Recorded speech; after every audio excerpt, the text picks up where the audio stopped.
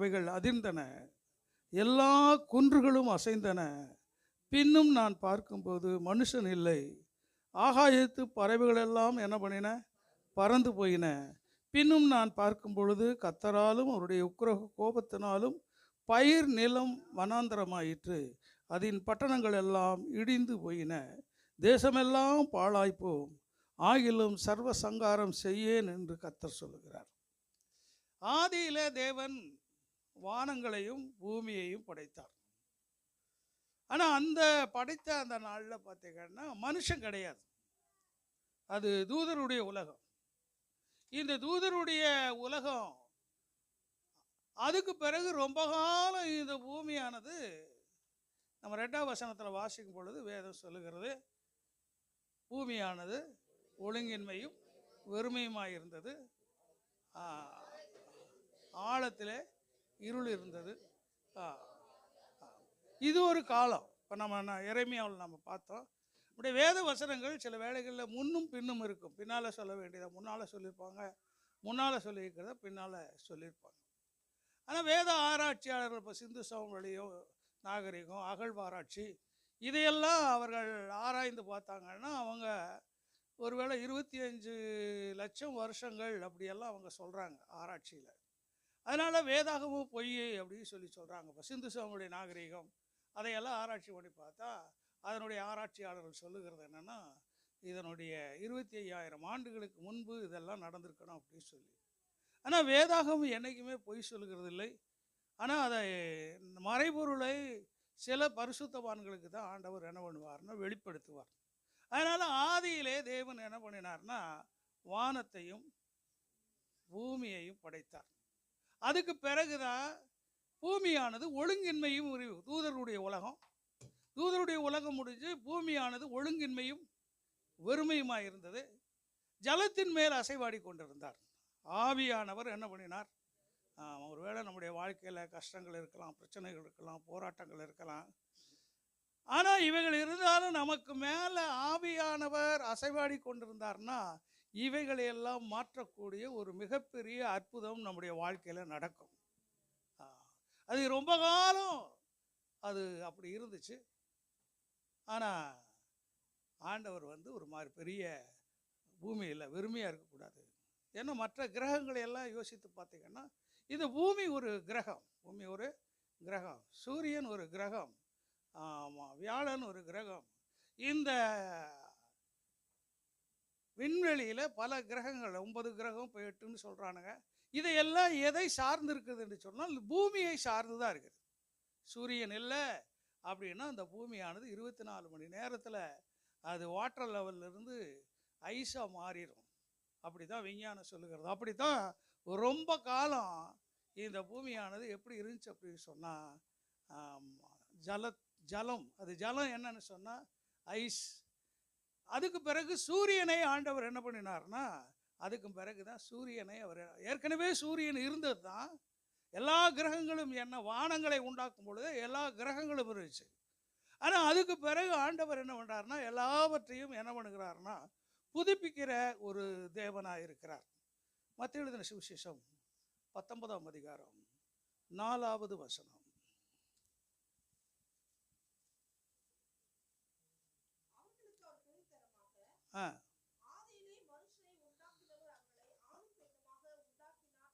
போதும் போதும் பாருங்க. ஆதியில மனுஷனை உண்டாக்கும் பொழுது வேதம் சொல்லுகிறது, அவனை உண்டாக்கும் பொழுதே அவனுக்குள்ள ஆதாமுக்குள்ள என்ன இருந்தாங்கன்னா ஏவாளு உள்ள இருந்தாங்க. ஆமாம், ஆதியிலே தேவன் எப்படி உண்டாக்கினார் என்று சொன்னால் மனுஷனை. ஆமாம், அவர் பவுல் எழுதும்போது ஆண்டவர் சொல்கிறார், முதல்ல ஆண்டவர் மனுஷனை ஆதாமை தான் உண்டாக்கினார். பின்னால் அவர் என்ன பண்ணார்? ஏவாளை உண்டாக்கினார். இப்போ நமக்கு எல்லாருக்குமே அதாவது இனவிருத்தி உண்டாக்கக்கூடிய ஒரு தன்மை நமக்குள்ளே இருக்கிறது, ஒவ்வொருவருக்குள்ளேயும் இருக்குது. அதனால தான் ஆண்டவர் ஆதாமை படைக்கும் பொழுதே ஆண்டவர் சொன்னார், நீங்கள் பலுகி பெருகி பூமியை நிரப்புங்க அப்படின்னு சொன்னார். அதே மாதிரி நோவாவை ஆண்டவர் சொன்னார், நீங்கள் பலுகி பெருகி நீங்கள் என்ன பண்ணுங்க, பூமியை நிரப்புங்க. அப்போ நமக்குள்ளே இனவிருத்தி உண்டாக்கக்கூடிய, பூமியை நிரப்பக்கூடிய ஒரு மகா பெரிய கிருபையை ஆண்டவர் அங்கே வைத்திருந்தார். ஒருவேளை ஏவாளை உண்டாக்கும் பொழுது தனியாக மண் எடுத்து அவர் உண்டாக்கினார் அப்படின்னு சொல்லி வேதத்தில் இல்லை. ஆண்டவர் சொன்னார் பாருங்க, அந்த விலா எலும்பிலிருந்து உன்னை எடுத்து அவளை எப்படி உண்டாக்கினார் என்று சொன்னால் அவன் பெண்ணாக உண்டாக்கினார். அப்போ அவன் சொன்னான், அவன் அந்த வெளியே எடுத்து பெண்ணாக உருவாக்கும் பொழுது அவன் சொன்னான், இவன் ஏவா, இவன் என்னுடைய வாழ்க்கை துணை. இதுபோல் நம்ம குடும்ப வாழ்க்கையிலையும் நாம் எனக்காக தந்த மனைவி, எனக்குள்ள இருந்து எடுக்கப்பட்ட மனைவி. பெண்கள் நினைக்கணும், எனக்காக ஆயத்தம் பண்ணினா உலக தோற்றத்துக்கு முன்னே. எப்போ? உலக தோற்றத்துக்கு முன்னே. அதனால தான் வேதம் சொல்லுகிறது. இப்போ இந்த சீடர்கள்லாம் ஆண்டவர்கிட்ட கேட்குறாங்க, தள்ளுதற் சீட்டு என்னது? மோசே சொன்னார் பிடிக்கல அப்படின்னு சொன்னால் என்னது? தள்ளுதற் சீட்டை என்ன பண்ணிடணும்? கொடுத்து அனுப்பிடலாம் அப்படின்னு சொல்கிறாரு. உங்கள் கருத்து என்ன அப்படின்னா, ஆண்டவர் சொன்னார், ஆதியிலே அப்படி இருக்கவில்லை. ஆதியிலே என்ன பண்ணல? அப்படி இருக்கவில்லை. அவரை படைக்கும் பொழுதே ஆண்டவர் எப்படி படைச்சார்னா, ஆணும் பெண்ணுமாக ஆண்டவர் என்ன பண்ணினார்னா படைச்சார்.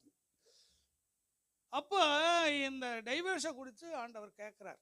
ஆண்டவங்க கேட்குறாங்க, அப்போ எப்படி அப்படின்னு சொல்ல பொழுது ஆண்டவர் சொல்கிறார், அதனுடைய அருமையான விளக்கத்தை 19ஆம் அதிகாரத்தில் சொல்கிறாரு. நீங்கள் விபச்சார பாவத்தை அல்லாமல் ஒரு பெண்ணை என்ன பண்ணக்கூடாது? தள்ளிவிட கூடாது. என்ன பாவம்? விபச்சார பாவம். அது எப்படின்னா மெய்ப்பிக்கப்பட்ட பாவமாக இருக்கணும், உறுதி பண்ணப்பட்ட பாவமாக இருக்கணும். அப்பேற்பட்ட பாவம் இருந்தால் மட்டும்தான் ஒரு ஆணை பெண் தள்ளிவிடுவதோ, ஒரு பெண்ணை ஆண் தள்ளி வைக்க வேண்டுமோ செய்யணும். அப்படி தள்ளி வச்சுட்டா அந்த பெண்ணை வேறொருவன் கல்யாணம் பண்ணினான்னா, தள்ளிவிட்டவளை வேறொருவன் கல்யாணம் பண்ணா அவன் யார் என்று சொல்லுகிறான்? விபச்சாரக்காரன் என்று சொல்லுகிறான். இல்லை, அந்த ஆண் வேறொரு கல்யாணம் பண்ணாலும் அவன் யார்? விபச்சாரக்காரன். ஒருவேளை அந்த பெண்ணை தள்ளி விட்டான்னா, விபச்சாரத்து நிமித்தமாகவே தள்ளி வச்சா கூட அவன் வேறொரு கல்யாணம் பண்ண கூடாது. அந்த பெண் ஆனால் தள்ளி வைக்கப்பட்டாலும் சரி, அவளே அந்த புருஷனை தள்ளி வச்சாலும் கூட அந்த பெண் என்ன பண்ணக்கூடாதுன்னா வேறொரு ஆணை என்ன பண்ணக்கூடாது. ஒருவேளை மரித்து போனால் பிரச்சனை கிடையாது, ஆள் செத்து போனால் வேறொரு கல்யாணத்தை பண்ணலாம். அப்போ ஆண்டவர் இந்த திருமண உறவை எப்போ மனுஷனை என்னைக்கு உண்டாக்குனாரோ அன்னைக்கே என்னத்தை ஏற்படுத்தி விட்டார் என்று சொன்னால் ஒரு திருமண பந்தத்தை, திருமண உறவை ஆண்டவர் ஏற்படுத்தினார். மல்கியா 1:15 சொல்லும்போது வேதம் சொல்லுகிறது, அவன் ஒருவனை அல்லவோ படைத்தார். எத்தனை? அவர்கிட்ட ஆவி அளவில்லாமல் இருந்துச்சு. அவர் நினைச்சிருந்தா மனுஷர் கூட்டம் பெருக கிடவுது. எப்படி பறவைகளை உண்டாக்கினாரோ, எப்படி ஆடு மாடுகளை உண்டாக்கினாரோ, விலங்குகளை உண்டாக்கினாரோ, அதுபோல அவங்க மனுஷனையும் கூட உண்டாக்கி விட்டுருக்கலாம். மனிதர்களே உண்டாக கிடவுது. அவருக்கு வேதம் சொல்லுகிறது, அவருடைய ஆவி எப்படி இருந்துச்சு? அளவில்லாமல் இருந்துச்சு. அந்த அளவில்லாமல் இருந்தால் நிறைய பேரை மனுஷனை உண்டாக்கியிருக்கலாம். ஆனால் அப்படி அவர் செய்யலை. ஏன்னா வேதம் சொல்லுகிறது பாருங்க, அவன் ஒருவனை அல்லவோ உண்டாக்கினார். ஏன்னா அவங்க யாராக மாறணும்னு சொன்னால் பரிசுத்த சந்ததியாய் மாறணும். இப்போ உலகத்தில் எத்தனையோ பேர் பிள்ளைகளை பெற்றுக்கொள்கிறார்கள், அதற்காக முயற்சி எடுக்கிறார்கள், சந்ததியை உருவாக்குகிறார்கள். ஆனால் உருவாக்குனா கூட உங்களுக்கு பிறக்கிற அந்த பரிசுத்த பிள்ளைகள் பிறக்கும் பொழுது பரலோகத்தில் மிகுந்த சந்தோஷம் உண்டாயிருக்கும். ஏன்னா நீங்கள் அடுத்து வரும்போது நான் உங்களுக்கு அதை விளக்குறேன் பாருங்கள். அதனால் நமக்கு பரிசுத்த பிள்ளைகளுக்கு, அதனால் 7ஆம் அதிகாரத்தில் சொல்லும் பொழுது ஆண்டவர் சொல்கிறார் பாருங்க, 1 கொரிந்தியர் 7ஆம் அதிகாரம் 15ஆம் வசனம், ஆகிலும் அவிசுவாசி பிரிந்து போனால் பிரிந்து போகட்டும். இப்படிப்பட்ட விஷயத்தில் சகோதரனாவது சகோதரியாவது அடிமைப்பட்டவர்கள் அல்ல, சமாதானமாக இருக்கும்படிக்கே தேவன் நம்ம என்ன பண்ணுக்கிறார்னா அழைத்திருக்கிறார். மனைவியாளவளே, நீ உன் புருஷனை ரட்சிப்பாயோ அல்லவோ உனக்கு எப்படி தெரியும்? புருஷனே, உன் மனைவியை ரட்சிப்பாயோ அல்லவோ உனக்கு எப்படி தெரியும்? அல்லேலூயா. 13ஆம் வசனம் பாருங்க, அப்படியே ஒரு ஸ்திரீனுடைய புருஷன் அவிசுவாசியாக இருந்தும் அவனுக்குள் வாசமாயிருக்கிற அவனுடைய சம்மதம் இருந்தால் அவனை தள்ளிவிடாதிருக்க கடவன். என்னது? தள்ளிவிடாதிருக்க 14 எண்ணத்திலானெனில் அவிசுவாசியான புருஷன் தன் மனைவியால் பரிசுத்தமாக்கப்படுகிறான். ஒரு அல்லேலூயா சொல்லுங்களேன். எப்படி? அவிவிசுவாசியான ஒரு புருஷன் தன்னுடைய மனைவி பரிசுத்தவாட்டியாக இருந்தால் அவள் என்னவா மாக்கப்படுகிறான்னு சொன்னால் பரிசுத்தமாக்கப்படுகிறான். அவிசுவாசியான மனைவியும் தன் புருஷனால் பரிசுத்தமாக்கப்படுகிறான். இல்லாவிட்டால் உங்கள் பிள்ளைகள் எப்படி இருக்கும்? அசுத்தமாக இருக்குமே. இப்பொழுதே அவைகள் எப்படி இருக்குது என்று சொன்னால் பரிசுத்தமாக இருக்கின்றன. அப்போ ஒரு தீட்டுள்ள ஒரு பொருளை தொடும் பொழுது அது என்னாக்கப்படுகிறது என்று சொன்னால் தீட்டாக்கப்படுகிறது. ஒரு பரிசுத்தமான பொருளை ஒரு அசுத்தவான் தொட்டால் கூட அதுக்கு நிறைய பழைய ஏற்பாட்டில் நிறைய வசனங்கள் இருக்கிறது. அது தொட்டால் அது என்னாக்கப்படுகிறது என்று சொன்னால் பரிசுத்தமாக்கப்படுகிறது, என்னவா மாற்றப்படுகிறது. அப்போ இயல்பாகவே நம்ம பிள்ளைகள், நமக்கு ஒரு அவிசுவாசி ஒரு விசுவாசி, அவங்களுக்கு பிறக்கிற பிள்ளைகள் வேதத்தின்படி என்னன்னா பரிசுத்தமாக்கப்படுகிறது, என்னவா மாற்றப்படுகிறது. அப்போ ஆதியிலே தேவன் மனுஷனை உண்டாக்கும் பொழுது எப்படி படைத்தார் என்று சொன்னால் எப்படி படைத்தார்? ஆணும் பெண்ணுமாக. உலக தோற்றத்துக்கு முன்னே ஒரு பெண்ணை சிருஷ்டிக்கும் பொழுது அவனுக்காக ஒரு ஆண்டவர் ஒரு ஆணை ஆயத்தம் பண்ணுகிறார். ஒரு ஆணை படைக்கும் பொழுது அந்த ஆணுக்குள்ளே தேவன் என்ன பண்ணுகிறார்னா ஒரு பெண்ணை அவர் என்ன பண்ணியிருக்கிறார்னா உள்ளே வச்சிருக்கிறார். அப்போ வேதத்தின்படி நாம் அதை காத்து அந்த திருமண பந்தத்தில் நாம் ஆண்டவருடைய சமூகத்தில் காத்திருக்கும் பொழுது ஆண்டவர் வேதம் சொல்லுகிறது ஆதாமை ஏற்ற துணையை என்னதானே ஏற்ற துணையை உண்டாக்குவோமாக என்று சொல்லி வேதம் சொல்லுகிறது. யோவான் எழுதின சுவிசேஷம் 1ஆம் அதிகாரம் 1வது வசனம். ஆதியிலே வார்த்தை இருந்தது, அந்த வார்த்தை தேவனிடத்தில் இருந்தது, அந்த வார்த்தை என்னவா இருந்துச்சு? சகலமும் தேவனால் உண்டாக்கப்பட்டது. அப்போ இந்த உலக தோற்றத்துக்கு முன்னே பிதாவாகிய தேவன் ஒரு சத்தம், என்னது ஒரு சத்தம், வானம் உண்டாக கடவுது. நீங்கள் மலையில் போய் அங்கே சத்தம் போட்டு பார்த்தேன், அல்லேலூயா அப்படியே சத்தம், அல்லேலூயா அப்படியே என்ன வேணும்னா அந்த எக்கோ சவுண்டு. எத்தனை பேர் அப்படி சத்தம் போட்டிருக்கேனா? அப்படி சத்தம் போட்டிருக்கேன் நான். அப்போ சத்தத்தை அப்படி போடும் பொழுது ஆமாம் அந்த சத்தமானது அந்த எக்கோவாக அப்படி ஒலிச்சுக்கிட்டே இருக்கும். நான் ரட்சிக்கப்பட்ட புதுசில் அவன் பிரசங்கம் பண்ணுறதுக்கு அந்த கொடைக்கானல் மலையில் போய் இப்போ நான் பாட்டு கத்திட்டு கிடப்பேன். ஏன்னா அன்றைக்கி பிரசங்கம் பண்ணுறதுக்கு கூப்பிட்றதுக்கு ஆளே இருக்காது. எங்கள் அத்தை வீட்டுக்கு போய் 3 மாதம் நான் வேலை பார்த்தேன். நான் ரட்சிக்கப்பட்ட பிறகு நான் பாட்டு கத்துவேன். அப்போ பக்கத்து மலையில் இருக்கிற சொல்லுவாங்க, என்ன உங்கள் மருமங்க எதோ கத்திட்டு கிடக்கிறாருன்னு. அவர் எப்போவுமே அப்படி தான் கத்துவார். இப்போ தான் தெரியுது இந்த சுவிசேஷமானது சர்வ சிருஷ்டிக்கும் என்ன பண்ணுகிறதுனா பிரசங்கிக்கப்படுகிறது. நம்ம பேசும் பொழுது மரங்கள் கொண்டாடும், நம்ம பேசும் பொழுது சுவர் சத்தம். அதனால தான் ஆண்டவர் சொல்லும்போது சொன்னார், நீங்கள் சத்தமிடாது இருந்தால் இந்த கல்லுகள் என்ன பண்ணும்? பேசும். அப்போ நம்ம பேசுகிற சத்தத்தை, நாம் சுவிசேஷம் அறிவிக்கிற சத்தத்தை அந்த குழந்தைகள்லாம் பாருங்கள், அது பாட்டு கத்திட்டு கிடக்கும், பாட்டு பாடிட்டு கிடக்கும். என்னது? ஆமாம், நம்ம பார்க்குறோமல்ல, அது பாட்டுக்கு பார்க்குறோம். அதுக்கு ராகவும் தெரியாது, இசையும் கிடையாது, ஒன்றும் கிடையாது, பாட்டுக்கு அல்லேலூயா அல்லேலூயா அல்லேலூயா. அப்போ செவுருக்கா கதை இங்கே இருக்கிற அசையாத பொருட்கள் எல்லாம் அது என்ன பண்ணுவோம்னா கேட்கும். நம்ம ஆள் கேட்டால் தான் நம்ம சந்தோஷப்படுவோம், இல்லை அல்லேலூயா. அப்போ வேதம் சொல்லுகிறது பாருங்க, அந்த வார்த்தை என்னவா மாறுச்சுன்னு சொன்னால் மாம்சமாக மாறுச்சு. அந்த வார்த்தை என்ன பண்ணுச்சு? வேதம் அப்படி தான் சொல்லுகிறது. அந்த வார்த்தையானது கிருபையினாலும் சத்தியத்தினாலும் நிறைந்தவராய் அவர் நமக்குள்ளே என்ன பண்ணினார்னா மாம்சம் பண்ணினார். அப்போ இந்த வார்த்தைக்கு என்ன இருக்குதுன்னா வல்லமை இருக்கிறது. அதனால தான் வேதம் சொல்லுகிறது ஆதியிலே என்ன இருந்துச்சு? ஆமாம், பிதா போட்ட சத்தம், அவருடைய சத்தம் தான் என்னவா மாறுச்சுன்னு சொன்னால் என்னவா மாம்சமாகி கிருபையினாலும் சத்தியத்தினாலும் நிறைந்தவராய் திரும்ப ஏற்ற காலம் வரும் பொழுது, என்ன காலம்? நம்ம ஒருவேளை மோசைக்கு பதிலாக இயேசு வந்திருக்கலாம், இல்லை தாவீதுக்கு பதிலாக இயேசு வந்திருக்கலாம், இல்லை தானியேலுக்கு பதிலாக இயேசு வந்திருக்கலாம், இல்லை எரேமியா எசேயா அவங்களுக்கு பதிலாக இயேசு வந்திருக்கலாம். ஆனால் இயேசு நம்ம சரித்திர காலத்தில், நம்ம காலத்தில் சரித்திரம் இல்லைன்னு எவனாலையும் என்ன பண்ண முடியாது, சொல்லவே முடியாது. அவன் நீதிபதி கேள்வி கேட்கும்போது கரெக்டாக கேட்டான், தீர்ப்பு சொல்லும் பொழுது விட்டான் ஓட்டேன். அவன் கேட்டான், ராமர் அயோத்தியில் தான் பிறந்திருக்காரு, ஏசு பெத்லகேமில் பிறந்தார்னு என்ன இருக்குதுன்னா ஹிஸ்டாரிக்கல் ப்ரூஃப் இருக்குது. ஆனால் அப்போ நான் பரவாயில்ல, நீதிபதி கூட நல்லா தான் கேட்குறானே அப்படின்னு. ஆனால் தீர்ப்பு சொல்லும்போது சொன்னான், நிறைய பேருடைய நம்பிக்கை என்னன்னா ராமர் இங்கே தான் பிறந்தார். மெஜாரிட்டி கழுதிய குதிரைனா அதுதான் மெஜாரிட்டி, அதுதான் ஜனநாயகம்.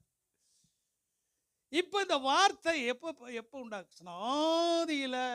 அதனால தான் நம்முடைய வேதம் சொல்லுகிறது, அவர் அல்பாவும் ஒமேகாவுமானவர், அவர் ஆதியும் அந்தமுமானவர்.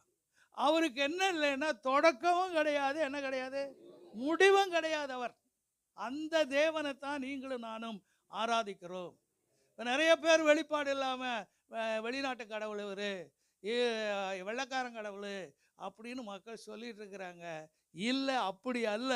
நம்ம ஆசியா கண்டத்தில், நம்முடைய அதாவது இஸ்ரேல் தேசத்தில் அவர் நமக்காக 2000 ஆண்டுகள் 2024 ஆண்டுகளுக்கு முன்பு நமக்காக பிறந்தார்.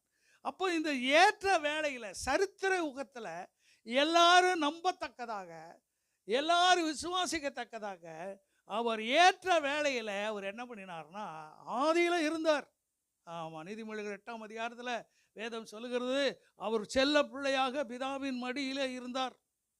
ஆனால் ஏற்ற காலம் வரும் பொழுது அவர் என்ன பண்ணினார் என்று சொன்னால் மாம்சமாகி இந்த உலகத்துக்கு வந்தார். அதனால தான் அவரை பார்த்து சொன்னாங்க, எரேமியாவாக இருக்கலாம், ஏசாயாவாக இருக்கலாம், மோசேயா இருக்கலாம் அப்படின்னு சொல்லி மற்றவர்களெல்லாம் என்ன பண்ணாங்கன்னா இவர் ஒரு தீர்க்கதரிசி அப்படின்னாரு.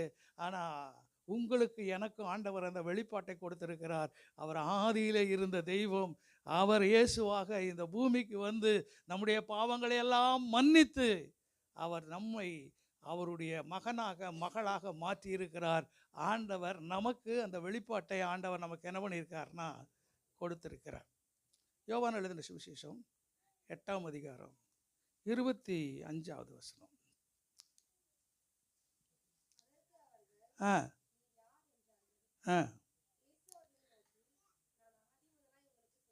ஆமாம், இயேசுவை பார்த்து அவங்க கேட்டாங்க, நீங்கள் யார்? எல்லாரும் அவர் என்ன பண்ணாங்க பாருங்க, அவர் சொல்கிறார் 24, ஆகையால் நீங்கள் உங்கள் பாவங்களிலே சாவீர்கள் என்று உங்களுக்கு சொன்னேன். நானே அவர் என்று நீங்கள் விசுவாசியாவிட்டால் உங்கள் பாவங்களிலே நீங்கள் என்ன பண்ணுவீர்களா? சாவீர்கள். இந்த இயேசுவை விசுவாசிக்கல அப்படின்னா ஒருவேளை அவங்க சொல்லுகிறது என்னன்னா, பல ஆறுகள், என்னது, பல ஆறுகள் எங்கே போய் சேரும்னா கடலில் போய் சேரும். அதே மாதிரி காவேரியாக இருந்தாலும் சரி, தாமிரபரணியாக இருந்தாலும் சரி. அதனால் அவங்க சொல்கிற விளக்கங்கள் என்னென்னா, பல மதங்கள் இருக்கிறது, பல மதங்கள் இருக்குது, பல தெய்வங்கள் இருக்கிறது, பல ஆராதனைகள் இருக்கிறது, பல வழிபாடுகள் இருக்கிறது. நீ என்னத்தை செய்தாலும் சரி, கடைசியில் நல்லது செஞ்சால் தான் நீ எங்கே போக முடியும்னா பரலோகத்துக்கு போக முடியும், அவங்களுடைய வியாக்கியானம். ஆனால் நம்ம தேவன் சொல்லுகிறத நீங்கள் நல்லா புரிஞ்சுக்கணும். என்னுடைய உபதேசத்தில் நிலைத்திருந்தால் நீங்கள் என்ன பண்ண மாட்டீங்கன்னா சீஷராக இருக்க மாட்டீங்கன்னா தெளிவாக சொன்னான், நானே வழியும் சத்தியமும் ஜீவனுமாக இருக்கிறேன், என்னை அல்லாமல் ஒருவரும் பிதாவின் இடத்திலே வர. அவர்கள் தங்களுடைய நற்கிரிகளினால, ஒருவேளை 300 ஸ்டூடெண்ட்ஸை நாங்கள் படிக்க வச்சோம், இத்தனை பேருக்கு நாங்கள் உணவு கொடுத்துருக்கிறோம், இத்தனை பேருக்கு நாங்கள் உடை கொடுத்துருக்கிறோம். இன்றைக்கி எல்லாம் இன்கம் டேக்ஸுக்கு பயந்துக்கிட்டு நிறையா நடிகர்களாக இருக்கட்டும், நிறையா அரசியல்வாதிகளாக இருக்கட்டும், வருமானத்துக்கு அதிகமாக சொத்து சேர்க்காமல் இருக்கிறதுக்காக சில தொண்டுகளை அவர்கள் செய்கிறார்கள். ஆனால் இவைகள் எல்லாம் தேவனுடைய பார்வையிலே அவர்கள் செய்கிற நற்கிரிகளை வேதம் சொல்லுகிறது அழுக்கான கந்த. என்ன கந்த? நீங்கள் இந்த பூமியில் செய்கிற நற்கிரியைகளுக்கு இங்கேயே அதுக்கேற்ற பிரதிபலனை நீங்கள் அடைஞ்சிருவீங்க. ஆனால் நீங்கள் எப்படி நற்கிரியைகளை செய்ய வேண்டும் என்று சொன்னால், இப்போ நம்ம மிஷினரிகள் எப்படி வந்து நற்கிரியைகளை செய்தால் என்று சொன்னால், அவர்கள் சுகபோகமாய் வாழ்ந்தவர்கள், அவர்கள் வெளிநாட்டில் நல்ல வசதியோடு கூட வாழ்ந்தவர்கள், நல்லா சூழ்நிலையை எல்லாம் வாழ்ந்தவர்கள், இங்கிலாந்தில் அமெரிக்காவில். அவங்கெல்லாம் என்ன பண்ணாங்கன்னா, இப்போ நம்ம சோத்தை எடுத்து மற்றவங்களுக்கு கொடுக்கறது நல்லதா இல்லை மிச்ச மீதி சோத்தை போடுறது நல்லதா? கொஞ்சம் யோசித்து பாருங்க. இப்போ நான் பசியாக இருந்து எனக்காக அந்த உணவை நான் ஆயத்தம் பண்ணி வச்சுருக்கிறேன். அந்த உணவை எடுத்து நான் பசியாக இருந்தாலும் பரவாயில்ல, நான் மற்றவர்களுக்கு உதவி செய்கிறேன் என்று சொல்லுகிறது அது யாருன்னா ஆண்டவருடைய பிள்ளை மாத்திரம்தான் அப்படி செய்ய முடியும். அல்லேலூயா. நமக்கு தெரியும் வெள்ளூர் ஐடியா கேர். ஆமாம், அவங்க ஆமாம், அவங்க டிகிரி முடிச்சுட்டு இங்கே வந்தாங்க.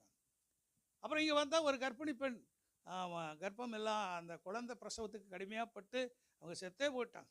இதனால் அவர்கள் மன உளைச்சலாகி நேரே மறுபடியும் அமெரிக்காவுக்கு போய் டாக்டருக்கு படிச்சுட்டு வந்து மறுபடியும் மருத்துவத்தை ஆரம்பித்தாங்க. இன்றைக்கி அது மிகப்பெரிய ஒரு இந்தியாவிலே தலை சிறந்த ஒரு மருத்துவமாக மாறி தன்னுடைய வாழ்க்கையவே இழந்து அதை காரியத்தை செய்திருக்கிறாங்க. அவர்கள் திருமணம் பண்ணி கொள்ளலை, பிள்ளைகளை பெற்றுக்கொள்ளலை. அப்போ எவ்வளவு பெரிய ஒரு சாக்ரிஃபைஸ். அல்லேலூயா. அப்படித்தான் இன்னைக்கு கிறிஸ்தவ மிஷினரிகள் சம்பாதிச்சு வச்சுட்டு போனதை இவனுக்கு இன்றைக்கி இருக்கவனுக்கு கொள்ளையடிக்கிறானுங்க. அதில் என்ன சம்பாதிக்கலாம் அப்படின்னு சொல்லி அவங்க இருக்கிறாங்க. ஆனால் தேவனுடைய பிள்ளைகளாகி அவர்கள் தன்னை வெறுத்து, இப்போ மிஷினரிகளாக போயிருக்கிற வடநாட்டில் பார்த்தீங்கன்னா நிறைய பேர் ஊப்பியிலெல்லாம் ஜெயிலில் பிடிச்சி போடுறாங்க. எதுக்கு நம்ம மதத்தை பரப்புகிறான். அதுலேயும் அந்த யோகி ஆதித்யா தொடர்ந்து நம்ம அவங்களுக்காக ஜெபிக்கணும். அந்த யோகி ஆதித்யா என்ன பண்ணுறாரு அப்படின்னா மதமாற்றம் செய்கிறான் அப்படிங்கிறதுக்காக அவர்களுக்கு ஒன்று ஆயுள் தண்டனை, இல்லைன்னா தூக்கு தண்டனை கொடுக்குறான். எந்த வீட்லையாவது ஜபக்கூட்டம் நடத்தினா புல்டோசர் வச்சு அந்த வீட்டை என்ன பண்ணுறாங்க, இடிக்கிறாங்க. இத்தனை பாடுகளுக்கு மத்தியிலும் அவர்கள் எங்கே இருக்கிறான்னு சொன்னால் அந்த உத்தரப்பிரதேசத்தில் சுவிசேஷத்தை அறிவித்து கொண்டு இருக்கிறார்கள். முந்தி மாற்று மதத்தினர் தான் வந்து எச்சரிப்பு கொடுப்பாங்களாம் காலி பண்ணி. இப்போ போலீஸே வந்து சொல்லுதான், நீங்கள் வேறு ஏதாவது உங்களுக்கு குடைச்சல் கொடுப்போம், கஞ்சா கேஸில் உள்ளே போடுவோம் இப்படிங்கிற ஒரு பயமுறுத்துகிற அந்த காரியத்தை இதற்கு மத்தியிலும் அவர்கள் காலி பண்ண மாட்டோம்னா அங்கே இருந்து சுவிசேஷத்தை அறிவித்து கொண்டு இருக்கிறார்கள். அது எதுனா இயேசுவின் மேலே அன்பு. இவர்கள் எப்படியாவது இயேசுவை தெரிந்து கொள்ளணும். மலைகளில், குகைகளில், ஆதிவாசிகளின் மத்தியில் இப்பேற்பட்ட அவர்கள் ஊழியத்தை அவர்களுக்கு இயேசுவை அறிவித்து கொண்டிருக்கிறார்கள். இவங்களாம் வேத புத்தகத்தை எல்லா மொழியிலும் பிரிண்ட் பண்ணி கொடுத்துட்ருக்குறாங்க. மொழிக்கு எழுத்து கண்டுபிடிச்சி அதுக்கு பிரிண்ட் பண்ணி கொடுக்குறாங்க. வேற ஒருத்தன் கடந்த நாளில் ஒன்று வாசித்தேன். பிரிண்டிங் ப்ரெஸ்ஸு அடித்தது ஒரு புத்த மதம் தான் அப்படின்னு சொல்லி ஒருத்தன் பேசுகிறான். ஆனால் நமக்கு எல்லாருக்கும் தெரியும் சீகன் பால் அது நிறைய பதிவு போட்டிருக்கானு. உனக்கு சரித்திரமே உனக்கு தெரில. சீகன் பால் தான் பிரிண்டிங் ப்ரெஸ். அங்கே மேற்கு வங்காளத்தில் பார்த்தீங்கன்னா வில்லியம் கேரி இவங்கெல்லாம் தன்னுடைய வாழ்க்கையை அர்ப்பணித்து, அதனால தான் ஆண்டவர் சொன்னார், இவன் சகோதரனை நேசி. அல்லேலூயா. இங்கே பாருங்க, அவர் சொல்லுகிறார் 1 யோவான் புஸ்தகம் 1ஆம் அதிகாரம் 1வது வசனம்.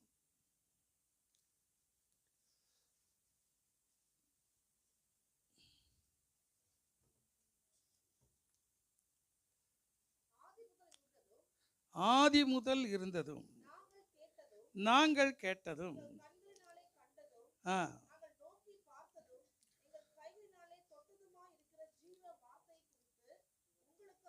பாருங்க, யோவான் எழுதும்போது அவர் சொல்லுகிறார், ஆதி முதல் இருந்ததும் நாங்கள் கேட்டதும் எங்கள் கண்களினால் கண்டதும் நாங்கள் நோக்கி பார்த்ததும் எங்கள் கைகளினால் தொட்டதுமாயிருக்கிற ஜீவ வார்த்தையை குறித்து அறிவிக்கிறோம்.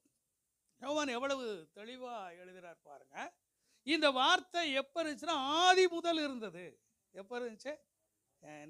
முந்தா நேற்று வரல, ஆதி முதல் இந்த வார்த்தை இருந்தது. இந்த வார்த்தை அந்த வார்த்தையை நாங்கள் என்ன பண்ணோம்னா கேட்டோம். இவர் ஒருத்தர் நம்ம யோவான் மாத்திரம்தான். யோவான் சுவிசேஷம் 1 யோவான் 2 யோவான் 3 யோவான் வெளிப்படுத்தின விசேஷம் 5 புஸ்தகத்தை எழுதியிருக்கார். நீங்கள் யோவான் சுவிசேஷத்தை திருப்ப நீங்கள் வாசித்து பாருங்க. அநேக ரகசியங்கள் அந்த புத்தகம். அவர் ஒருத்தர் தான் நிறைய சத்தியங்களை, நிறைய ரகசியங்களை அவர் என்ன பண்ணிக்கிறார்னா உங்களுக்காகவும் எனக்காகவும் அவர் என்ன பண்ணிக்கிறார்னா எழுதி வச்சிருக்கிறார். அதனால இந்த வார்த்தை எப்போ இருந்துச்சுன்னா ஆதியில் இருந்துச்சு. அந்த வார்த்தை மாம்சமாகி இந்த பூமியில வந்த பொழுது நாங்கள் அவரை என்ன பண்ணிக்கிறோம்னா அவர் வார்த்தைகளை நாங்கள் கேட்டு இருக்கிறோம். இப்போ நமக்கு இயேசு வெளிப்படையாக இல்லை. இந்த இயேசு வெளிப்படையாக இல்லைன்னா கூட மாம்சமாக நமக்கு இல்லை. ஆனால் அவர் என்ன சொல்லுகிறார் என்று சொன்னால், 2 3 பேர் நீங்கள் கூடி இருந்தீங்கன்னா நான் உங்கள் நடுவிலே இருக்கிறேன். அந்த வார்த்தை என்னவா இருக்கானா நம்ம வார்த்தையாக இருக்கிறது. ஒருவேளை நம்ம அந்த வார்த்தையை தொட்டு சில வசனங்களை அதை தொட்டு அதை நீங்கள் என்ன பண்ணணும்னா அறிக்கையிடணும். என்ன பண்ணணும்? அந்த வசனத்தின் மேலே கையை வச்சு நீங்கள் அதை அப்போ நீங்களும் யோவானை காட்டிலும் நீங்கள் சொல்லுவீங்க, நான் அந்த வசனத்தை நான் என்ன பண்ணேன்? தொட்டிருக்கிறேன். இயேசுவை தொடுகிற மாதிரி நீங்கள் அந்த வசனத்தை தொட வேண்டும். அது மாத்திரமல்ல, அவர் சொல்லுகிறார், நாங்கள் நோக்கி பார்த்ததும் எங்கள் கைகளினால் தொட்டதுமாய் இருக்கிற ஜீவ வார்த்தையை குறித்து உங்களுக்கு அறிவிக்கிறோம். இந்த திருவிருந்து ஆராதனையில் நம்ம அந்த படமெல்லாம் பார்த்துருப்போம். இயேசுவின் மார்பில் சாய்ந்து கொண்டிருந்ததான ஒரு யோவான் யாரு? அதனால தான் அவர் தைரியமாக சொல்கிறாரு, நாங்கள் நோக்கி பார்த்ததும் எங்கள் கைகளிலே தொட்டதுமாயிருக்கிற ஜீவ வார்த்தை. அப்போ அவன் மார்பில் அந்த பேதுரு சொல்கிறாரு, உங்களில் ஒருவன் என்னை காட்டி கொடுப்பான் அப்படின்னு சொல்லி இயேசு சொல்கிறார். உடனே பேதுருகிட்ட கேட்குறாரு. பேதுரு என்ன சொல்கிறாரு? இவர் இயேசு மார்பில் சாஞ்சிட்டு இருக்கார். யார்? ஆமாம், யோவான் சாஞ்சிக்கிட்டு இருக்கார். கண்ணை காட்டுறார். யாருன்னு கேளு. உடனே அவர் சொல்கிறார், என்னோடு கூட பந்தியில் இருக்கிறவன் தானே. அவனும் கூட கேட்குறான் யூதாஸ், நானும். அது யோவான் மாத்திரம்தான் மிக தெளிவாக எழுதுகிறாரு. அந்த பஸ்காவை புசித்த உடனே நான் அந்த துணிக்கையை வாங்கி கொண்டு அதை விட்டு அவர் என்ன பண்ணிடுறாரு? வெளியேறான். உடனே செய்ய வேண்டியதை நீ என்ன பண்ணு, சீக்கிரமாக செய்ய அப்படின்னு சொல்லிடுறார். உடனே எழும்பி போயிடுறான். போன உடனே இவங்கெல்லாம் என்ன நினச்சாங்கன்னா, ஏதோ கஷ்டப்பட்ட மக்களுக்கு ஏதோ உதவி செய்ய போகிறார் போல் இருக்குது, ஏதோ வேட்டி சேலை எடுத்து கொடுக்க போகிறார் போல் இருக்குது. அதனால் இவரை அனுப்பிட்டாங்க. ஆமாம், வேதம் யோவான் தான் கரெக்டாக எழுதுகிறாரு. இவன் திருடனாக இருக்கிறபடினால ஆமாம் அவன் எழுத. அப்போ இருந்து கூட அவனுக்கு என்ன வரலைன்னா உணர்வு. அதனால் ஆண்டவர் சொன்னார், அவன் பிறவாமல் இருந்தாலே என்னவா இருக்கும்னா நலமாக இருக்கும். யோவான் 15:27 பாருங்க.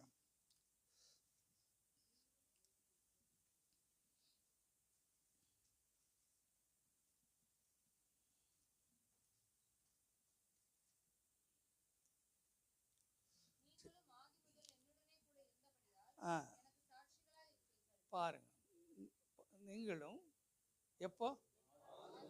ஆதி முதல். பாருங்க, நீங்களும் பாருங்க, திரும்பி அதை வாசிங்க. நீங்களும் ஆதி முதல்.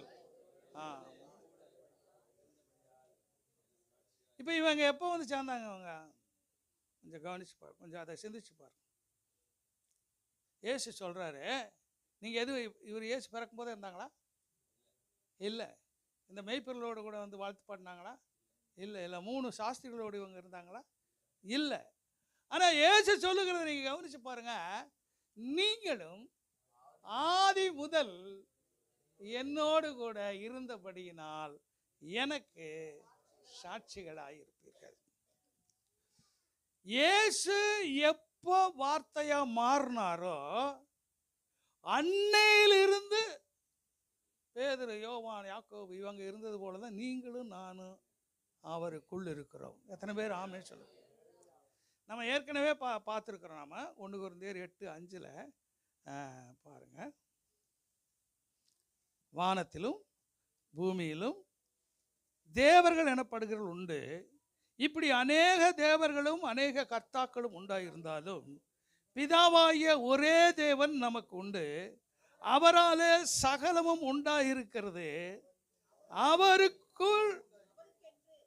அவருக்கென்று நாமும் உண்டாயிருக்கிறோம், இயேசு கிறிஸ்துக்கு என்னும் ஒரே கர்த்தரும். அவருக்குன்னு எப்படி? அவருக்குன்னு இயேசு இந்த சகல முழுவதும் மலைகள், மேடுகள், குன்றுகள், நட்சத்திரங்கள், வானங்கள் இவைகளை எல்லாம் படைச்சா கூட அவருக்குன்னு சில ஆட்களை படைச்சார். யாருக்குன்னு? ஆனால் வந்த உடனே இயேசு ஊழியத்துக்கு வந்த உடனே பேதுருவை பார்த்து சொல்கிறாரு, வாப்பா உன்னை மீனை பிடிக்கிறதுக்கு பதிலாக உன்னை என்ன பண்ணுவேன்? கூப்பிட்டோடனே ஓட்டான். யோவானும் யாக்கோபு 2 பேர் வலைகளை அலசித்து கொண்டு இருந்தாங்க. வாப்பா என் பின்னால் வாங்க அப்படின்னா உடனே ஓட்டாங்க. இந்த மத்தேயு எப்படி இருந்தாருன்னா வரி வசூல் பண்ணிட்டு இருந்தார். ஆயக்காரன் அவர் உட்காந்து வரி வசூல் பண்ணிட்டு இருக்கும்போது, வாப்பா என் ஊழியத்துக்கு வா அப்படின்னு வந்துட்டார்.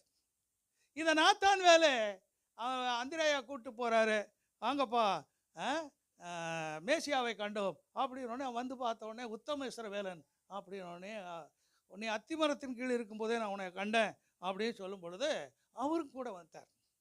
நம்ம எல்லாம் அப்படி வந்திருக்கோமா கொஞ்சம் யோசித்து பாருங்க. அதுலேயே சொல்லுங்க பாருங்க.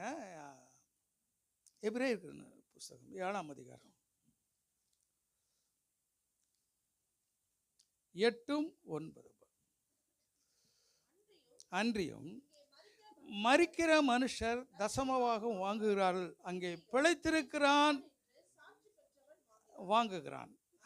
அன்றியும் எதிர்கொண்டு போனபோது லேவியானவன் எங்க எங்க ஆமா எப்போ மெல்கிசதேக்கு தசமபாகம் கொடுக்கும் பொழுது கொடுக்கிறது யார் அப்படின்னா ஆபிரகாம். இந்த ஆபிரகாம் கொடுக்கறதுனால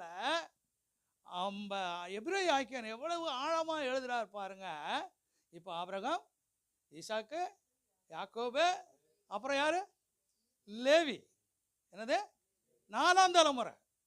இந்த 4ஆம் தலைமுறை எங்க இருக்கிறான்னா ஆபிரகாமுடைய எங்க இருக்கிறான்? அறையில் இருக்கிறான். எங்க இருக்கிறான்? கொஞ்சம் அப்படியே கற்பனை பண்ணி பாருங்க. கொடுத்தது யாரு? ஆபிரகாம். வாங்கினது யாரு? மெல்கிசதேக்கு. இப்போ இந்த எபிரேய ஐக்கியம் எழுதுறான் பாருங்க. கொடுத்தது ஆபிரகாம், வாங்கினது ஆபிரகாம். ஏன்னா அவனுடைய என்ன தசமபாகம் வாங்கக்கூடிய அதிகாரம் பெற்றவன் யாருன்னா லேவியன் தான். யாரு? ஆமா, லேவியன் தான். அதற்கு அடையாளமாக அவர் எழுதுறாரு, ஆபிரகாமுடைய அறையில யார் இருந்தான்னா லேவியன் இருந்தான். யார் இருந்தா? லேவியன். எத்தனாம் தலைமுறை? அப்போ எத்தனை வருஷங்கள் ஆயிருக்கு கொஞ்சம் யோசித்து பாருங்க. இதையே நீங்கள் கற்பனை, நான் அப்படி கற்பனை பண்ணியிருக்கேன், உங்களையும் சேர்த்து அந்த கற்பனை உலகத்தில் நான் அழைச்சிட்டு போகிறேன். அப்போ இவர் எழுதுகிறாரு, நம்ம இயேசு சொல்கிறாரு, ஆதி முதல் நீங்கள் என்னோடு கூட இருந்தவர்கள். எப்படி யாரை பார்த்து சொல்கிறாரு? சீடர்களை பார்த்து சொல்றார். 12 சீசர்களை பார்த்து ஆண்டவர் சொல்றாரு, ஆதி முதல் நீங்கள் என்னோடு கூட இருந்தவர்கள். அப்ப எப்பன்னா எப்ப இயேசு வார்த்தையா மாறினாரோ அந்த வார்த்தை உள்ள அன்னைக்கே ஆதி முதல். அப்ப யாருடைய அறையில் இருக்காங்கன்னா இயேசுவினுடைய அறையில் இருந்தார். இதே மாதிரி தான் நீங்களும் நானும் இயேசு என்றைக்கு வார்த்தையா மாறினாரோ அவருடைய அறையில் இந்த 2024 தேவ சமூகத்தில் உட்கார்ந்து தேவனுடைய வார்த்தையை கேட்போம் என்பதை ஆதி முதல் நம்ம உண்டாக்கப்பட்டவர்கள். ஒரு அல்லையே சொல்லுங்க. ஆமாம், ஒரு தென்னை மரம் ஒன்று இருந்துச்சான், ஒரு வாழை மரம் ஒன்று இருந்துச்சான். தென்னை மரம் அப்படி குட்டையாகவே இருந்துச்சான். வாழை மரம் பார்த்துச்சான், ஏன்னா குட்டையாகவே இருக்கிற, எப்படி இருக்க? குட்டையாகவே இருக்க, அப்படியே இருக்கிறியா? அவனை வாழை மரம் 1 வருஷம் ஆனவனே காய் காய்ச்சான். ஆமாம், பூ வந்துச்சு, காய் காய்ச்சி. ஆமாம், அப்புறம் ஒரு நாள் வந்தோடனே அந்த வாழை கொலையை மட்டும் அறுக்கலை, வாழை மரத்தையே வெட்டிட்டு போயிட்டானா. ஆனால் தென்னை மரம் எப்படி இருந்துச்சுன்னா அது வளர்ந்து அது காய் கொடுக்க கனி கொடுக்க நாளாகுமோ உடனே ஆயிடுமா. இன்றைக்கு இருக்கிற அது உலகத்தான் அப்படி தான் இருக்கிறான். அவனை வெட்டி ஒன்றுமெல்லாம் போட்டுருவார். ஆனால் ஆண்டவர் பாருங்கள், உங்களையும் என்னையும் காலாகாலத்துக்கு நம்முடைய பெயர் வழங்கத்தக்கதாக ஆண்டவர் கிரியை செய்வார். ஏன்னா நம்ம யாருன்னா இயேசுவினுடைய அறையிலே இருக்கு. அவர் உண்டாக்கப்பட்ட பொழுது அவருடைய அறையிலே நாம் என்ன இருக்கிறோம்? நாம் யாரெல்லாம் அந்த கிறிஸ்தவ வாழ்க்கை என்னதுன்னா விசுவாசத்தின் அடிப்படையில். என்ன அடிப்படையில்? விசுவாசத்தின் அடிப்படையில் தான் அவர் சொல்கிறாரு. அதனால தான் ஆண்டவர் அந்த சீடரில் பார்த்து சொல்கிறாரு, நீங்கள் எப்போ இருந்து என் கூட இருக்கிறீங்கன்னா எப்படி? ஆதி முதல். ஒரு அல்லையே அப்படியே கற்பனை பண்ணி பாருங்க. அதனால தான் ஆண்டவர் சொன்னார், அவர் சகோதரர் எபிரேயர் எழுதின அதிலே பாருங்க, 2ஆம் அதிகாரம் 10-11. ஏனென்றால் தமக்காகவும் தம்மாலையும் சகலத்தையும் உண்டாக்கினவர் அநேகம் பிள்ளைகள் மகிமையிலே கொண்டு வந்து சேர்க்கையில் அவருடைய ரட்சிப்பின் அதிபதியை உபத்திரவங்களினாலே பூரணப்படுத்துவது அவருக்கு என்னவா இருந்துச்சு? ஏற்றதா இருந்துச்சு. ஒரு தரிசு நிலத்தை, அது கல்லா இருக்குது, முள்ளா இருக்குது, அந்த நிலத்தை பண்படுத்தி பெரிய விவசாய நிலமாக மாற்றணும் அப்படின்னு சொன்னால் யோசித்து பாருங்க.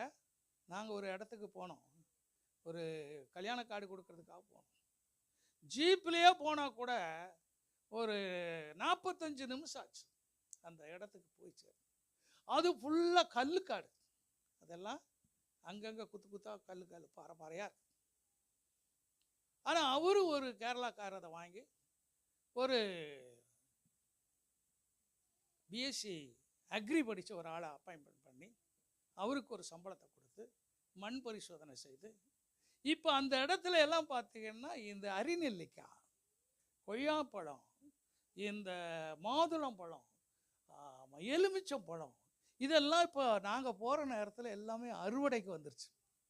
அப்போ பாருங்கள், அந்த கல்லுக்காடை, அந்த முள்ளுக்காடை ஆரம்பத்தில் சரி பண்ண வேண்டியது, அதை சரி செய்து சொட்டு நீர் பாசனத்தை கொடுத்து இப்போ அந்த இடம் எப்படி இருக்குன்னா பெரிய பெரிய மரங்களாக, பெரிய பெரிய கனிகள் கொடுக்குற இடமாக, அதை ஒரு டாடா ஏசி உள்ளே போய் ஒரு அந்த இது ஃபுல்லாக அரிநெல்லிக்காய் ஏற்றிட்டு போயிட்டுருக்குது. அப்போ ஆரம்பத்தில் நமக்காக ஆண்டவர் என்ன பண்ணினார்னா, கல்வாரி சிலுவையில் அவர் அடிக்கப்பட்டு நமக்காக அவர் பிதாவினுடைய சித்தத்தை நிறைவேற்றின நிமித்தமாக இன்றைக்கு நாம் எப்படி கனி கொடுக்கிற தேவனுடைய பிள்ளைகளாக இருக்கிறோம். அது இன்றைக்கு இருக்கிற கர்த்தருடைய பிள்ளைகளாகிய நமக்கு இந்த ஆழமான சத்தியங்களை ஆண்டவர் வெளிப்படுத்துவதற்கு, ஆண்டவர் நம்மை இந்த நாட்களிலே அவருடைய நாமத்தை மகிமைப்படுத்துவதற்காக நம்மை தெரிந்தெடுத்திருக்கிறார். ஏன்னா நாம் யார் அப்படின்னா ஆதி முதல் அவரோடு கூட இருந்தவர்கள். எத்தனை பேர் நான் சொல்கிறத புரிஞ்சுக்கிறீங்க? அவங்க மட்டும் ஒரு அல்லையில சொல்லுங்களேன் பார்ப்போம். பிறந்த குழந்தை உடனே என்ன பண்ணாது? இப்போ நடக்குமா? ஒரு குழந்தை வயிற்றுலேருந்து குதிச்சு ஓடிச்சுன்னா எப்படி இருக்கும்? கொஞ்சம் யோசிச்சு பாரு. டகார்னு வயிற்றுலேருந்து வருது, குதிச்சு ஓடுது அப்படின்னா எப்படி இருக்கும்? கொஞ்சம் கற்பனை பண்ணி பாருங்களேன். ஆமாம். ஆனால் அன்றைக்கு பேதுரு, யோவான், யாக்கோபு இவங்கெல்லாம் ஆரம்ப காலத்தில் இருந்தவங்க ஒரு பருவம் வரும் பொழுது என்னது, அது ஓடுது, அது நடக்குது, அது மறுபடியும் சந்ததியை உண்டாக்குகிறான ஒரு குழந்தையாக என்ன பண்ணுகிறது? மாற்றப்படுகிறது.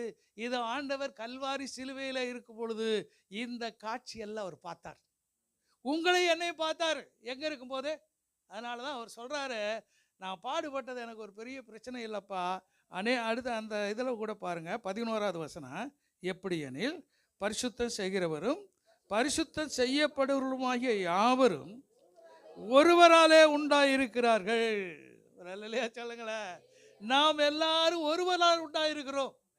நாம் இந்த பூமியில் வேணா வேறொரு தகப்பன், வேறொரு தாய், அப்பேற்பட்ட வேறொரு குலம், ஒரு ஊர். ஆனால் நம்ம எல்லாரும் அமெரிக்கராக இருக்கலாம், ஒருவேளை கிரேக்கராக இருக்கலாம், இங்கிலாந்துக்காரனாக இருக்கலாம். இங்கே வந்து உட்கார்ந்தா நம்ம திருவிருந்து கொடுப்பதற்கு நாம் ஆயத்தமாக இருக்கிறோம். எத்தனை பேர் ஆமைன்னு சொல்லுகிறீங்க? ஆமாம். ஏன்னா உண்மையிலே ஒரு தகப்பன் பிள்ளைக்குன்னா நாம தான். எத்தனை பேர் விசுவாசிக்கிறீங்க? ஏன்னா வேதம் சொல்லுகிறது பாருங்க, எப்படி எனில் பரிசுத்தம் செய்கிறவரும் பரிசுத்தம் செய்யப்படுகிறவருமாகிய யாவரும் ஒருவராலே உண்டாயிருக்கிறார்கள். இது நிமித்தம் அவர்களை சகோதரர் என்று அவர் சொல்ல வெட்கப்படாமல். நீங்க கடந்த கால வாழ்க்கை என்னவா இருக்கலாம், அவர் எதிர்கால வாழ்க்கையை பார்க்கிறார். நீங்க பரிசுத்தவானா பார்க்கிறார் அவர். நம்மள்கிட்ட வேணா சில குறைகள், நம்ம எப்போவுமே நம்முடைய குறைகள், குற்றங்கள் இதையே தான் நம்ம யோசித்து நமக்கு பலவிதமான வியாதியை நாம் எடுத்துக்கொள்வோம். ஆனால் ஆண்டவர் பார்க்கும்போது உங்களை என்ன எப்படி பார்க்குறாருனா பரிசுத்தம். அதனால தான் அவர் சொல்கிறாரு, சகோதரன் என்று சொல்லுவதற்கு அவர் என்ன பண்ணலைன்னா, என்ன பண்ணல, வெட்கப்படவில்லை. யோவான் எழுதின சுவிசேஷம் 8ஆம் அதிகாரம் 44வது வசனம்.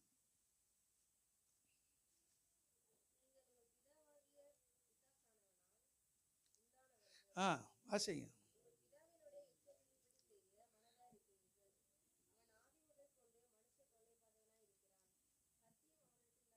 சரி. நீங்கள் உங்கள் பிதாவாகிய பிசாசு. யாரை பார்த்து சொல்கிறான்னா, ஆபிரகாம், ஈசாக்கு எங்கே தான் எங்களுக்கு தகப்பன், நாங்கள் யாக்கோபனுடைய பிள்ளைகள் அப்படின்னு சொல்லுகிற அந்த ஆட்களை குறித்து ஆண்டவர் சொல்லுகிறார் என்னன்னா, நீங்கள் யாராய் உண்டாயிருக்கிறீர்கள் என்று சொல், நீங்கள் உங்கள் பிதாவாகிய பிசாசினால் உண்டானவர்கள், உங்கள் பிதாவினுடைய இச்சைகளின் படி செய்ய நீங்கள் என்னவா இருக்கிறீர்களா, மனதா. அப்ப அவங்கள, அதாவது இங்க ரெண்டு பிதாவை குறித்து இங்கே ஆண்டவராக இயேசு சொல்றார். ஒன்று இயேசு கிறிஸ்துனுடைய பிதா, அவரால் தான் நாம் எல்லாரும் உண்டாக்கி இருக்கிறோம். இன்னொன்று யார் அப்படின்னா, இந்த பிசாசை குறித்து, இந்த பிசாசு யாருன்னா லூசிபர், பழைய பாம்பாய பிசாசு, அவனுடைய கூட்டத்தார். அப்போ அவர் சொல்லுகிறார் பாருங்க, பிதாவினுடைய இச்சைகளின்படி செய்ய நீங்கள் என்ன பண்ணியிருக்கிறீர்கள், மனதா இருக்கிறீர்கள். அவன் ஆதி முதற்கொண்டு என்னவா இருக்கிறான், மனுஷ கொலைபாதகரான இருக்கிறான். சத்தியம் அவனிடத்தில் இல்லாதபடியினால் அவன் சத்தியத்திலே நிலைக்கவில்லை. அவன் பொய்யனும் பொய்க்கு பிதாவுமா இருக்கிறபடியினால் அவன் பொய் பேசும் பொழுது சொந்தத்தில் எடுத்து பேசுகிறான். அப்ப இந்த பிசாசு எப்ப இருக்கிறான்னா, ஆதி முதல் இருக்கிறான். நான் ஏற்கனவே சொன்னேன், தூதருடைய உலகம்னு சொன்னேன். இந்த தூதருடைய உலகத்துல ரொம்ப பிரதான தூதனாக இருந்தான் யாருன்னா இந்த லூசிபர். நம்ம ஏசாயா 14:12 வேதம் சொல்லுகிறது, நீ அதிகாலையின் மகனாகிய விடிவெள்ளி. நம்முடைய ஆண்டவரை குறித்து சொல்லப்படுது, அவர் பிரகாசமுள்ள விடிவெள்ளி நட்சத்திரம். வெளிப்படுத்தல தாவீதின் வேறும் பிரகாசமுள்ள நட்சத்திரமாகிய விடிவெள்ளி. அது டூப்ளிகேட். ஒரு அந்த விடிவெள்ளி வந்து டூப்ளிகேட்டு, இந்த விடிவெள்ளி வந்து ஒரிஜினல். நீங்கள் நன்மை செய்து தீமை அறியத்தக்கதான கனியை என்னைக்கு புசிச்சானோ அன்னைக்கு ஒரிஜினல் ஒன்று இருக்கும், டூப்ளிகேட் ஒன்று இருக்கும். என்ன இருக்கும்? ஒரிஜினல். ஆகவே வேதம் சொல்லுகிறது, அவனும் ஒளியின் தூதனுடைய வேஷத்தை என்ன பண்ணுவான், தரித்து கொள்ளுவானே. அப்ப அவன் யார் அப்படின்னா, அப்ப நமக்கு தெரியும், வேதத்தின்படி நம்ம பார்க்கும் பொழுது அவனுக்கு தெரியாத ரகசியம் எதுவுமே கிடையாது. என்னை குறித்து எனக்கு தெரிகிறதை காட்டிலும் என்னை குறித்து ஆண்டவருக்கு நல்லா தெரியும், என்னை குறித்து பிசாசுக்கு நல்லா தெரியும். ஆகவே உங்களை குறித்து ஒரு வரைபடம் ஆண்டவரால் இயேசு கிறிஸ்து மூலமாய் உங்களை குறித்து ஆண்டவர் எழுதி வச்சிருக்கிறார். அது எதுன்னா இந்த வேத புத்தகம். அவன் ரிஷிகளை கொண்டு, மகரிஷிகளை கொண்டு, சாமியார்களை கொண்டு உங்களை குறித்து ஒரு தவறான வரைபடத்தை அவன் வைத்திருக்கிறான். நல்லா புரிஞ்சுங்க, அவன் யாருன்னா பொய்யனும் பொய்யுக்கு. அப்ப உங்களை குறித்ததான எல்லா விஷயமும் அவனுக்கு தெரியும், அவனுக்கு தெரியாது எதுவுமே கிடையாது. அதனாலதான் எசேக்கியேல் 28:3 வேதம் சொல்லுகிறது, அவன் தானியேலை பார்க்கிலும் ஞானம் உள்ளவன். தானியேலுக்கு வந்து வெளிப்படுத்தப்பட்டது மட்டும்தான் தெரியும். மறைபொருளை பரிசுத்தாவியானவர் வெளிப்படுத்தினா அதை மட்டும்தான் அவனுக்கு தெரியுமே அல்லாம இந்த லூசிபருக்கு அவனுக்கு தெரியாத விஷயம் எதுவுமே கிடையாது. அவனுக்கு ஜோதிடம், இது கைரேகை ஜோதிடம், நாடி ஜோதிடம். ஏன்னா நான் போய் நாடி ஜோதிடம் பார்த்தவன் அப்படியே சொல்லுவான். அப்படியே ஒரு சமஸ்கிருதத்தில் ஓலையில் எழுதியிருப்பாங்க, அதில் வேற ஒருவன் என்ன பண்ணுவான்னா தமிழாக்கம் பண்ணுவான். 72 போய் நான் மதுரை ஆதீனத்தில் போய் உட்காந்து நான் அந்த நாடி ஜோதிடம் நான் பார்த்துருக்கேன். நம்முடைய பேர் வரைக்கும் இருக்கும். எப்படி? உங்கள் பேர் வரைக்கும் இருக்கும். சூசை அப்படிங்கிற ஒரு பேரில் எழுதுனா சானா வரிசையில் 6வது எழுத்தும் சானா வரிசையில் 9வது எழுத்தும் உன்னுடைய பேராகும். நமக்கு ஆனாவண்ணா தெரிஞ்சா தானே ஜானா இருக்கிற பிள்ளைகளுக்கு ஆனாவண்ணா என்ன பண்ணாது தெரியாது. எபிசிடி காட்டா சொல்லுவாங்க, ஆனால் தமிழ் எழுத்து 247 சொன்னா என்ன பண்ணாது சொல்ல தெரியாது. அப்போ அவனுக்கு தெரியாத ரகசியம் எதுவுமே கிடையாது. உங்களை என்ன வாக்க போகிறார் என்பது ஆண்டவருக்கு தெரியும், அவனுக்கும் தெரியும் உங்களை என்ன வாக்க போறார் அப்படின்னு. ஆகவே மோசையை கொல்லணும்னு சொல்லித்தான் ராஜாவால் உத்தரவிடப்பட்டது. மோசே என்ன பண்ணனா, அது வரைக்கும் சட்டம் இல்லைங்க, அதுக்கு முந்தி வரைக்கும் சட்டம் கிடையாது. ஆனால் இந்த மோசே பிறந்த பொழுது ஒரு சட்டம், ஆண் பிள்ளைகளையெல்லாம் என்ன பண்ணணும், கொல்லணும். அவங்களும் 3 மாதம் வளர்த்து பார்த்தாங்க. வீட்டுக்குள்ளே ஒரே ஒரு அழுகை சத்தம் கேட்காம அப்படியே வய போத்தி வைப்பாங்க. அது வீறு வீறு வீறு வீறுன்னு கத்தும். உடனே அவங்க பார்ப்பாங்க. ஏன்னா அங்கே சேவர்கள் சுற்றி வருமானம், எந்த வீட்லையாவது எப்ரேயர் வீட்டில் எங்கெல்லாம் ஆண் குழந்தை சத்தம் கேட்குதான் அப்படின்னு பார்ப்பாங்க. கிடைச்சா உடனே தலையை துண்டாக்கிடுவான் அவன். ஏன்னா ஆண் பிள்ளைகள் என்ன பண்ணக்கூடாது, பிறக்கக்கூடாது. அதே மாதிரி தான் மோசே இயேசு பிறந்த பொழுது ஒரு சட்டம் வந்துச்சு. அவன் சொன்னான், ஏரோது 2 வயசு பிள்ளைகளையெல்லாம் என்ன பண்ண கொலை செய், ராமாவிலே அழுகையும். அப்போ அவனுக்கு தெரியும் தேவனால் பயன்படுத்தப்படுகிற. பாருங்க, இயேசுவையே கொலை செய்ய வகதானா நம்மளை எப்படி கொஞ்சம் யோசித்துப்பார். ஆகவே வேதம் சொல்லுங்க, அவன் ஆதி முதற்கொண்டு அவன் யாருன்னா கொலைபாதகன். அதனால தான் 2 பேர் பிறந்தானுங்க, ஆதாமுக்கும் ஏவாளுக்கும். இவனை வச்சு அவனை கொன்னான். ஆமாம், அவனை ஆண்டவர் சொன்னார் 7 பலி சுமரும்னு சொல்லி அவனையும் கொண்டு போட்டான். அதுக்கு பிறகு ஆண்டவர் விடலை. ஆண்டவர் என்ன பண்ணுறாருனா அடுத்து ஒரு ஆளை பிறக்க வைக்கிறார். யாருன்னா சேத்து. அப்போ அவன் எப்பேற்பட்டவன் என்று சொன்னால், ஆதி முதல் அவன் எப்பேற்பட்டவன்னா கொலைபாதகன். என்ன பண்ணவன், கொலைபாதகன். அப்போ மனுஷனுக்குள்ள பாருங்க, இப்போ சண்டை நடக்குது, ஹமாஸில் சண்டை நடக்குது, இஸ்ரேலில் சண்டை நடக்குது, ஜாதிக்கு ஜாதி சண்டை நடக்குது. இந்த ஸ்கூல் கல்லூரி மாணவர்கள் ஒருத்தருக்கு அடிச்சுக்கிறான், அடித்து காலி பண்ணுறான், செத்து போகிறான். இது எல்லாம் ஏன் நடக்குது அப்படின்னா, இந்த பொல்லாத கொலைபாதகத்தின் ஆவி, இந்த விபச்சாரத்தின் ஆவி, இந்த வேசித்தனத்தின் ஆவி அவைகள் கிரியை செய்து என்ன, அவன் யார் வேதம் சொல்லுகிறது பாருங்க, அவன் யாருன்னா மனுஷ கொலைபாதகன். என்னது, மனுஷ கொலைபாதகன். அது தற்கொலையாக இருக்கட்டும், அது விபத்துகளை உண்டாக்குற, ஏன்னா எல்லாத்துக்கும் மரணம் நடக்கும்.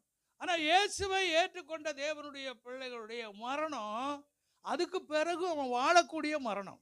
என்ன மரணம்? அதனால பரிசுத்தவான்களுடைய மரணம் தேவனுடைய பார்வையில் எப்படி இருக்கிறதுன்னா அருமையாக இருக்கிறது. ஒரு பரிசுத்தவான் பரலோக ராஜ்யத்துக்கு போகிறான் அப்படின்னா அங்கே மிகுந்த கொண்டாட்டம் இருக்கும். ஆமாம், ஆனால் பரவாயில்ல, இவ்வளவு பாவம், இவ்வளவு அக்கிரமம், இவ்வளவு பிரச்சனையின் மத்தியிலையும் சத்தியத்தை கேட்டு சத்தியத்தின்படி வாழ்ந்து வந்து எப்படியோ தப்பி சேர்ந்துட்டானே அப்படின்னா அவங்களுக்கு பரலோக ராஜ்யத்தில் வேதம் சொல்லுகிறது என்னவா இருக்கும்னு சொன்னால் மிகுந்த கொண்டாட்டமாக இருக்கும். ஆகவே அவன் எப்பேற்பட்டவன் சொன்னால், ஆதி முதல் மனுஷ ஆரம்பத்திலிருந்து அவன் பெரிய இதெல்லாம் செய்யலை. அவனை எனக்கு ஒரு ஆராதனை வேணும் அப்படின்னு சொன்னான். என்னது, என்ன சொன்னான்? எனக்கு ஒரு ஆராதனை வேணும், அவ்வளோதான். பிதாவுக்கு எப்படி தொழுது கொடுக்கிறார்களோ பிதா மாதிரி நானும் இருக்கணும். ஆனா இந்த பிதாவினுடைய மகிமையை அணிந்து கொள்கிறவர்களாய் பிதாவாகிய தேவன் குமாரன் அனுப்பி, வேதம் சொல்லுகிறது, அவன் குமாரன் என்றும் பாடாமல் அவருடைய பட்ட பாடுகளினாலே கீழ்ப்படிந்து பிதாவினுடைய மகிமைக்கு ஒப்பானவராய் மாற்றப்பட்டார். ஆகவே அவர் திரும்ப வரும் பொழுது சாதாரண இயேசுவா வரமாட்டார். அவர் சொல்லுவார், நான் பிதாவின் மகிமையோடு கூட தூதர்களோடு கூட நான் என்ன பண்ணுவேன், திரும்பி வருவேன். அல்லேலூயா. 1 யோவான் புஸ்தகம் 2ஆம் அதிகாரம் 7வது வசனம்.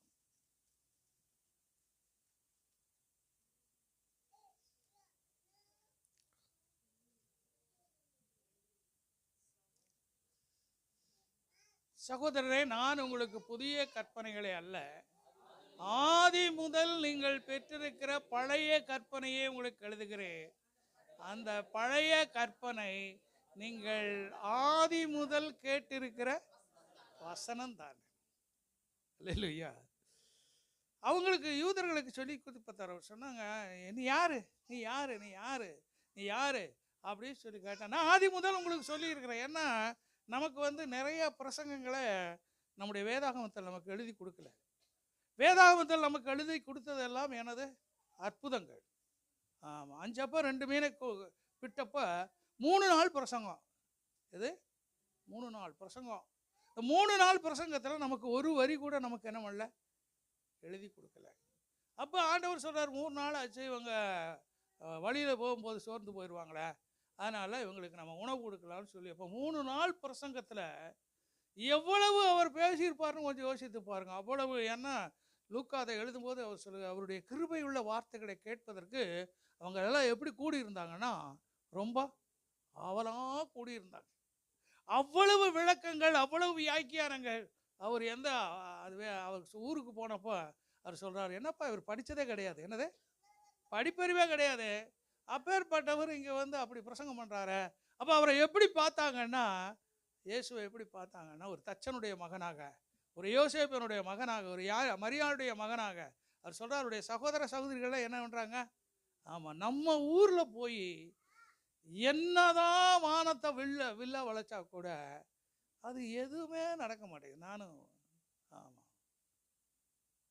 எப்படி பார்ப்பாங்கன்னா, அவர்கள் நம்ம ஊருக்காரன் தானே, இவருக்கு என்ன தெரியும் அப்படிங்கிற அந்த நிலைமையில் தான் நம்மளை. அப்போ இயேசு அதனால தான் இயேசு சொல்லும்போது சொன்னார், என் வீட்டார் யார் சத்துரு, அவங்க அப்பா அம்மாவே ஒரு அங்கீகாரம் பண்ணல.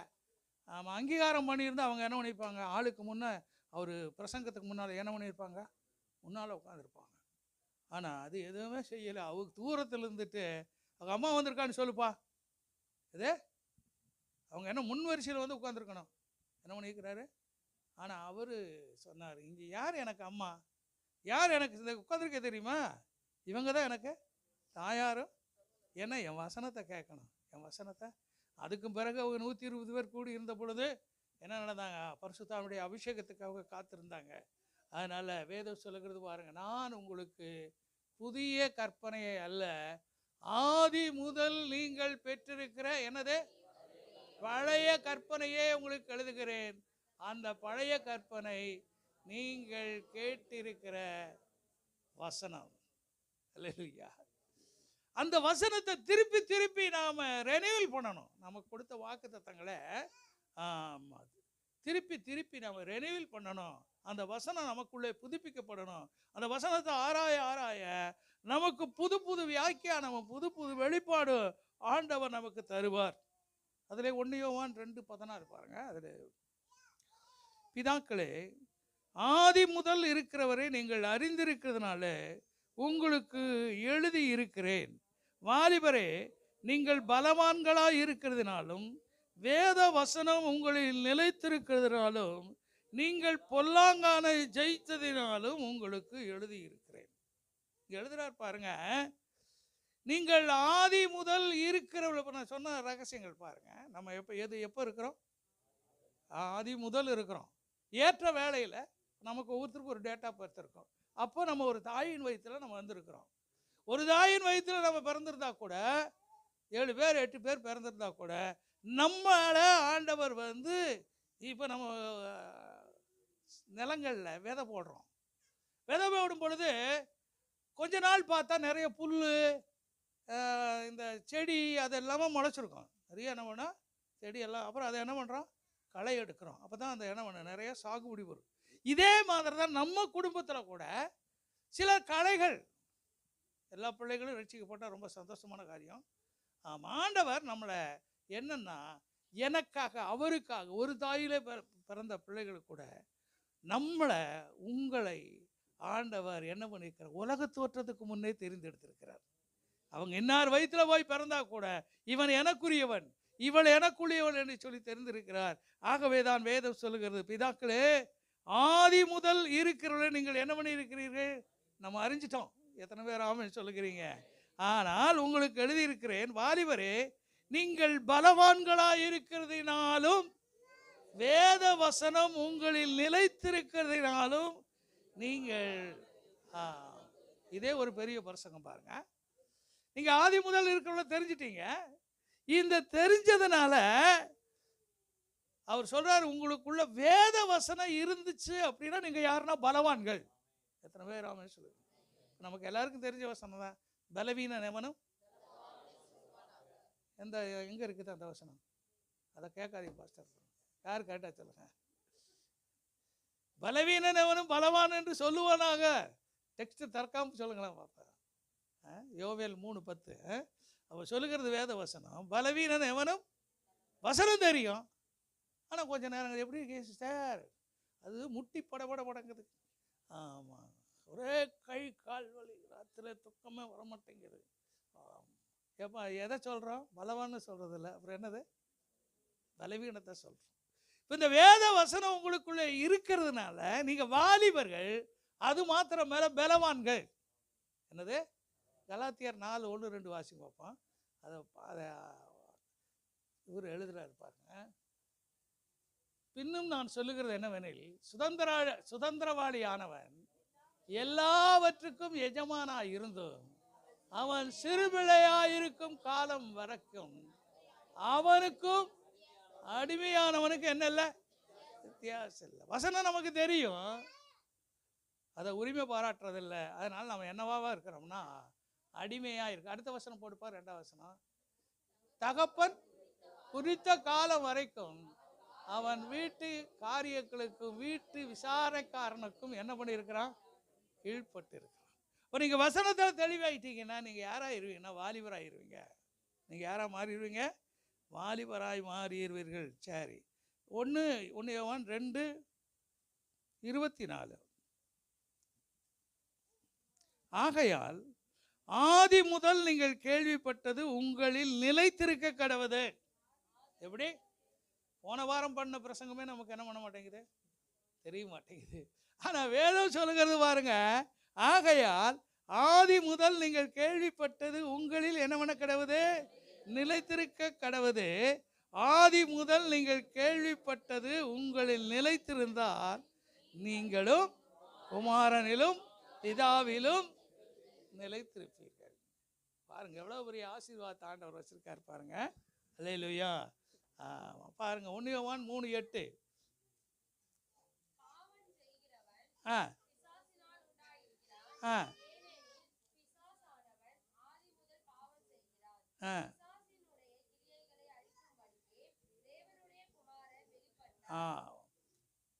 பாவம் செய்கிறவன் பிசாசினால் என்ன பண்ணியிருக்கிறான்? இந்த பிசாசானவனை உண்டாக்கின ஆட்களை மேற்கொள்ளுவதற்காகத்தான் உங்களையும் என்னையும் அவனுடைய கிரியைகளை நாம் அழிக்கணும். எத்தனை பேர் ஆமே சொல்லுகிறீங்க? இப்போ பாருங்கள், இப்போ பில்லி சூனியம் மந்திரவாதம் இதெல்லாம் கிரியை செய்ய மாட்டேங்குது. அவன் ஜோசியமே பலிக்க மாட்டேங்குது. அவனே சொல்கிறான் ஜோசியக்காரனை. இது எதுனாலேன்னு அவனுக்கும் தெரியாது. ஏன்னா அதை வச்சு அவன் பிழப்பு ஓட்டணும். அதனால் அவன் அப்படியே பழைய கதையை என்ன பண்ணிகிட்டு இருக்கான்? சொல்லிகிட்டு இருக்கிறான். ஆனால் ஆண்டவருடைய பிள்ளைகளாகிய உங்களுக்கு தேவன் அதிகாரத்தை கொடுத்திருக்கிறார் பிசாசனுடைய கிரியைகளை அழிக்க. சரி, உனக்கு இந்த கடைசி வசனத்தை மாதத்தை நாம் முடிக்கலாம். 11, அதிலே 11.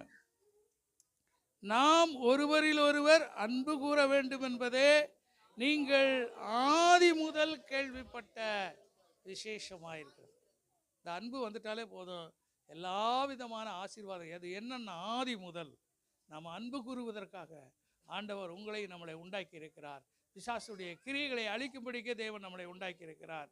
அப்பேற்பட்ட கிரியைகளிலே கர்த்தர் நம்மை ஆசீர்வதிப்பாரானா நம்ம எழுமன் என்று கர்த்தரை ஸ்தோத்திரம் பண்ணுவோம். நாம் ஆதி முதல் இயேசுவோடு கூட இருந்தவர்கள். நாம் ஆதி முதல் இந்த பிதாவாகிய தேவன் எப்படி நம்மை ஆதி முதல் நம்மை நேசிக்கிறார். Glory to God, glory to Jesus.